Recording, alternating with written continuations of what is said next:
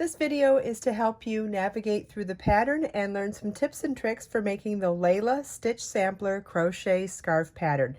This is an easy and relaxing crochet zen project featuring 5 simple stitch patterns. It would be just as pretty in a solid color as well as in the unlimited variations available to you when you combine up to 5 color stripes. You will need 1,420 yards of number 3 DK weight yarn or 284 yards each of 5 colors. The sample is shown in Be So Baby yarn, which is my number 3 DK weight milk fiber yarn, and it is shown in the 5 colors salmon, gold, turquoise, prince, and indigo, 2 balls each. You will also need an H8 or 5mm crochet hook to make this beautiful wrap. You can find videos on how to style this wrap in a bunch of different ways, and also a separate video on how to weave this in and out for a beautiful interwoven scarf look. I'll post both of those video links in the video description. Also, Be So Baby yarn is available in 60 colors, and I've curated several different color combinations, I believe 28, to show you some different types of color inspiration for pulling 5 colors together to make the Layla crochet scarf unique to you. Let's start by going through the pattern here. As you can see, every row is written out in detail for the entire project, and also it comes with a detailed chart. What I'm going to do is read the chart to you side by side with showing you how to do the stitches for each of these 5 sections of the project. We're going to start out to start row 22. You will want to join on your 4th color or color D. And it's going to be chain 2 and half double crochet in each stitch across. Color D for my project is color Prince. So I'm going to join my yarn back to my crochet hook and slip stitch to join in the last stitch of the last row.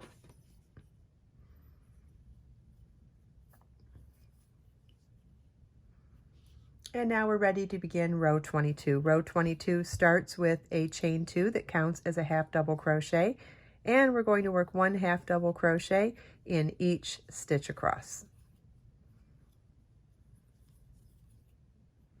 Row 23 starts with a chain 5, which counts as a double crochet, chain 2, skip 2 stitches, and work a 3 double crochet cluster in the next stitch. Our repeat for this row is chain 2, skip 2 stitches, and 3 double crochet cluster in the next stitch. You want to repeat that all the way across, and at the end of the last repeat, it's chain 2, skip 2 stitches, and double crochet in the last stitch. This is what your work should look like at the end of row 22. Row 23 begins with a chain 5, which counts as a double crochet, chain 2. Turn our work.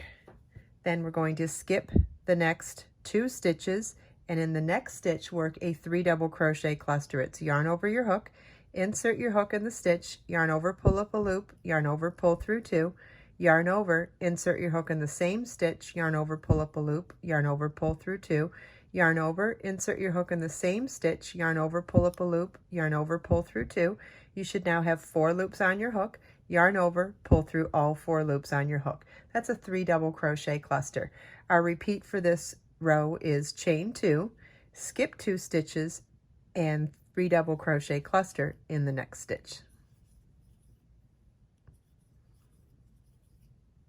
You want to repeat this all the way across. At the end of the last repeat, you want to finish at the end of the row with a double crochet. This is what your work should look like at the end of row 23. Row 24 starts with a chain 3, which counts as a double crochet. Then it's 3 double crochet cluster, chain 3, 3 double crochet cluster in the next cluster stitch, then double crochet in the next cluster stitch. And you want to repeat this all the way across. Row 24 begins with a chain 3, which counts as a double crochet.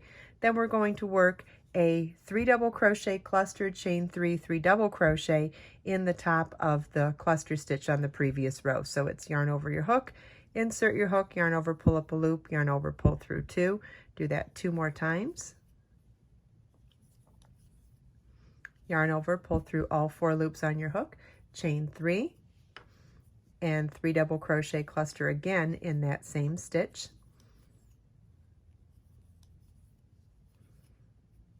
and that's a 3 double crochet cluster, chain 3, 3 double crochet cluster.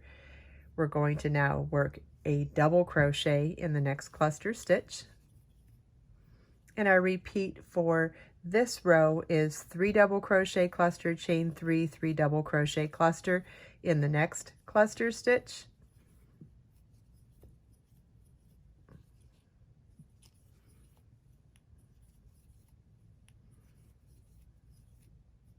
and then double crochet in the next cluster stitch.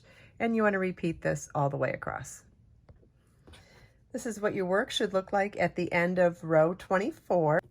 Row 25 starts with a chain 1 and single crochet in the first double crochet. Then in the next chain 3 space, work chain 1 double crochet, chain 1 double crochet, chain 1 double crochet, chain 1, then single crochet in the next double crochet. And you want to repeat this all the way across. Row 25 begins with a chain 1 and single crochet in the first stitch. Then we're going to work the next series of stitches in that chain 3 space here. So it's going to be chain 1 double crochet, chain 1 double crochet, chain 1 double crochet, and chain 1, all in that chain 3 space, and then single crochet in the next double crochet. And you want to repeat this all the way across.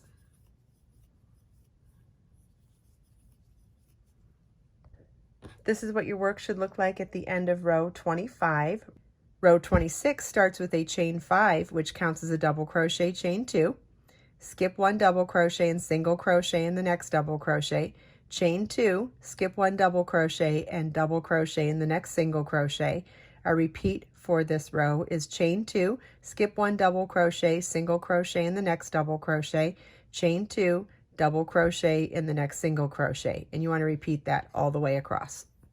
Row 26 begins with a chain 5, which counts as a double crochet, chain 2, skip the next double crochet and single crochet in the next double crochet, chain 2, skip the next double crochet and double crochet in the next single crochet, chain 2, skip the next double crochet and single crochet in the next double crochet, chain 2, skip the next double crochet and double crochet in the next single crochet, and you want to repeat this all the way across.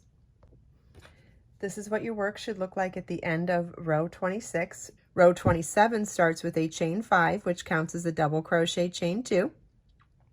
Then work a 3 double crochet cluster in the next single crochet, chain 2, 3 double crochet cluster in the next double crochet, and you want to repeat this all the way across. After the last repeat, chain 2 and double crochet in the last double crochet. Row 27 begins with a chain 5, which counts as a double crochet, chain 2, and we're going to work a 3 double crochet cluster in the next single crochet,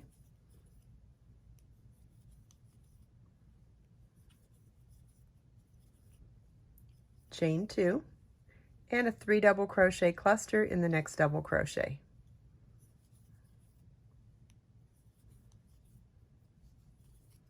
Our repeat for this row is chain 2, 3 double crochet cluster in the next single crochet,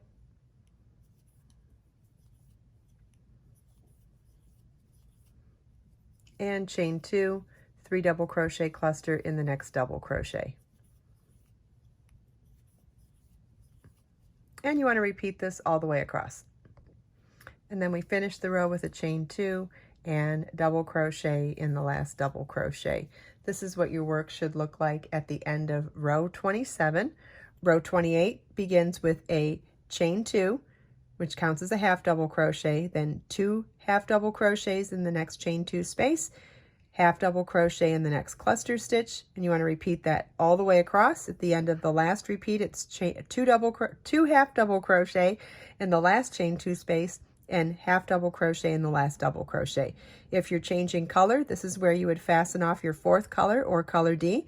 Row 28 begins with a chain 2 that counts as a half double crochet. Then we're going to work 2 half double crochets in the next chain 2 space, and half double crochet in the next stitch, And our repeat for this round is working 2 half double crochets in each chain 2 space and 1 half double crochet in each stitch. And you want to repeat this all the way across.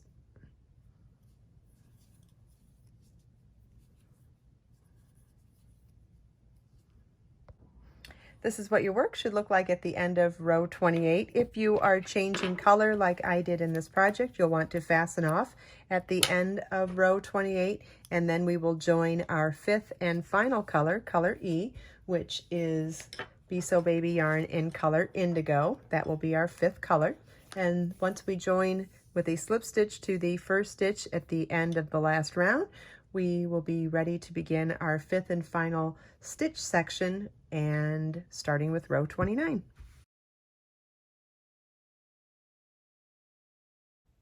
I hope you enjoyed this video. If you have any questions at all, please leave them for me in the comments. Everything we talked about today, you can find as links in the video description below. Let us make time to create, share, and inspire today and every day. I'll see you in the next video.